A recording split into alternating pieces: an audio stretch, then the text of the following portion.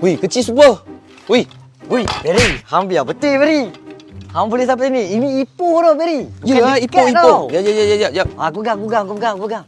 Oh, aku panas betul. Tadi bini aku tak bagi keluar. Lepas tu, macam mana boleh datang? Ini Ipoh Beri. Okey, Ini macam bukan ni. skin chain tau tak? I dapat- Sekejap. Aku tutup enjin dulu. Okey, sambung balik. I dapat peluang. Sebab saya punya bini, dia orang Ipoh. Dah, saya cerita A sampai Z. Aku nak dengar. Okey, cerita balik. Okey. Sekarang kan saya punya bini baru bersalin. Lepas tu dah siap 1 bulan dah. Okey. Lepas tu dia balik kampung, dia orang Ipoh. Oh, bini hang orang Ipoh. Mek alah. ini Ipoh lah. Mek Ipoh lah. Kira mak rempit ke bini hang? Ipoh kan Ipoh Amoi kuat. Tak, cerita sekarang hang nak ikut aku ke tak nak ikut?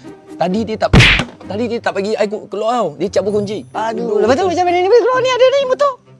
I bagi minum ubat lah, baring lah. Alamak. Lepas tu I ambil kunci, I keluar. Okey, lepas tu hang datang kedai aku. Sekarang macam ni. Sekarang macam mana?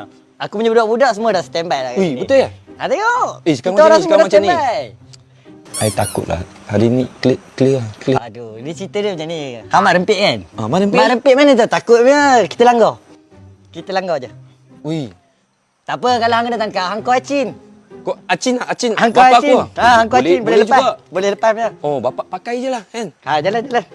Sana ni tak mau hotel. Tayar semua depan belakang okey. Jom kita pergi. Jom. jom. Cepat. Gatai sudah. Jom. Helmet.